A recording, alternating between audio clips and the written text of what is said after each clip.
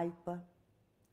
Тау түрлері биіктігіне қарай аласа, орташа биік болады. Сонымен қатар Амазонка, Шығыс Еуропа жазығы бар.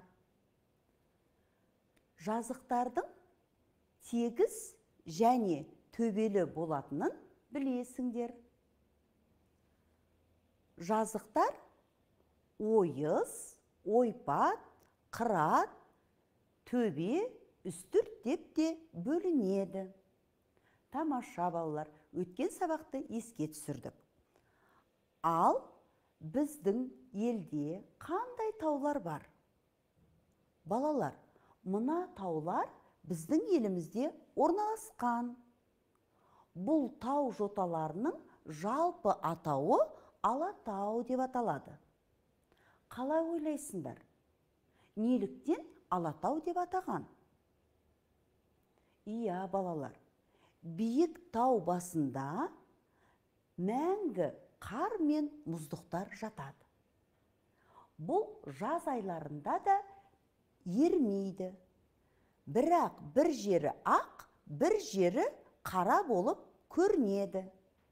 Сондықтан Алатау деп атаған. Тағы қандай тауларды білесіңдер? Мысалы, өздерің тұрып жатқан жерде тау бар ма? Ол тау қалай аталады? Ол тауды неліктен олай атаған? Үлкендерден сұрап біліңдер. Төменгі сыныптарда оқығандарың есте шығар. Таулардың көбіне еліміздің шығысында және оңтүстік шығысында орналасатынын білесіңдер. Балалар, мынау Қазақстан Республикасының физикалық картасы. Картада таулар қоңыр түспен берілген. Тау биік болған сайын қоңыр түс қоюлана түседі. Алатау сияқты биік таулардың басынан қысы жазы қар мен мұз кетпейді. Таулардың арасынан сарқырап тау өзені ағып жатады. Бұндай өзендер терең шатқалдарда кездеседі. Биік тау беткейлерінде қарағайлы ормандар мен аралас ормандар да кездеседі. Өткен сабақта таудың ең биік нүктесін шың деп атаймыз дедік. Гималай тау сілемдерінің ең биік нүктесі Эверест. Бұл әлемдегі ең биік шың. Ал Қазақстанның ең биік нүктесі Іле Алатауындағы Хан Тәңірі шыңы.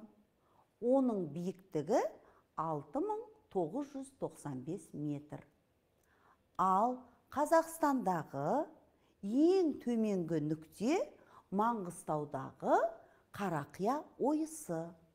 Оның тереңдігі 132 метр. Шарын шатқалы Қазақстандағы қайталанбайтын өте әдемі ерекше жер. Шатқалдың ұзындығы 154 километр.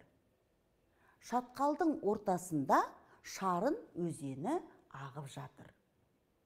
Шарын шатқалы Алматы қаласынан 195 километр жерде орналасқан.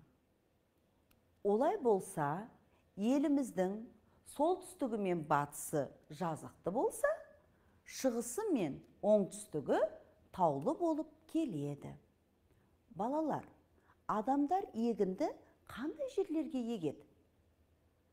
Дұрыс, егінді жазықты жерлерге егеді. Солтүстік Қазақстанның жерлері жазық әрі топырағы құнарлы болып келеді. Сондықтан да осы жерлерге астық өсіріледі.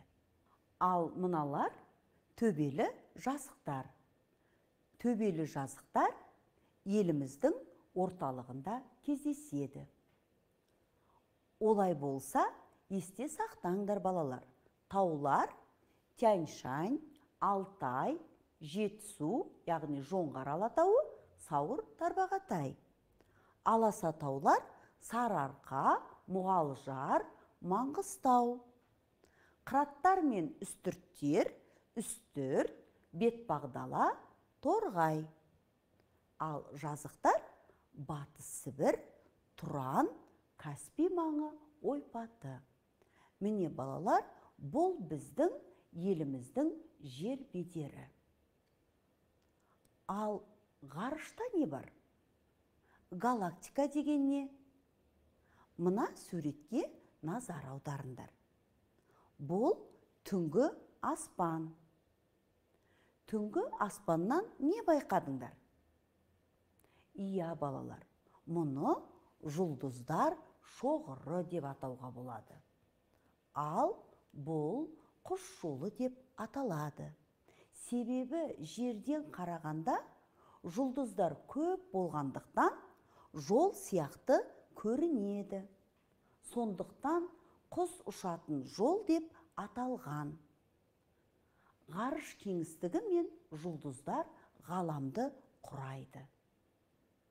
Жұлдыздар ғаламда қалай болса солай ретсіз орналаспайды. Олардың белгілі бір орны бар. Жұлдыздар бірігіп галактиканы құрайды. Міне, сондықтан да түнгі аспаннан көрінетін жұлдыздардың бәрі біздің галактикамыз. Біздің галактикамыз құс жолы деп аталады. Ал біздің галактиканың пішіні қандай деп ойлайсыңдар? Иә, балалар, шар тәрізді. Неге? Себебін білу үшін мынандай қарапайым тәжірибе жүргізейік. Балалар, бізге бұл тәжірибеге мақта, жүн, ермексаз қажет болады. Мен осы заттарды кезек-кезек алақаныма салып айналдырып көрейін. Қандай нәтиже береді екен? Мысалы, мынау мақта. Алақаныма салып, біраз айналдырайын. Міне, сәл уақыт өткенде мақтаның пішіні өзгерді. Енді жүнді көрейік. Оны да алақаныма салып, біраз уақыт айналдырайын. Қандай нәтиже байқадық? Жүннің де жинақталғанын байқадық. Мынау жалпақ болып тұрған ермексаз. Бұл ермексазды да алақаныма салып, біраз уақыт айналдырайын. Қандай нәтиже береді екен? Міне балалар, ермексазды айналдырғанда шар тәрізді дөңгелек болды. Балалар, барлық заттар шар тәрізді затқа айналды. Неліктен шар тәрізді болуына не себеп болды?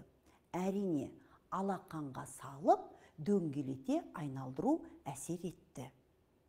Яғни, бұл тартылыс күші гравитация әсері. Осы күштің әсерінен барлық дене бір-біріне тартылады. Денелер үлкен болған сайын, олар шар тәрізді дөңгелене түседі. Міне балалар, біздің галактикамыз 100 миллиард жұлдыздан, газдардан, түрлі ғарыш денелерінен тұрады.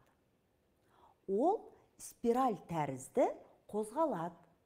Сондықтан да олар өз орбитасынан шығып кетпейді. Тамаша балалар. Олай болса, бүгінгі сабақты қорытындылайық. Бүгінгі сабақта еліміздің жер бедері түрлі болып келетінін білдіңдер. Галактиканың не екенін, оның қалай аталатынын түсіндіңдер. Осымен сабағымыз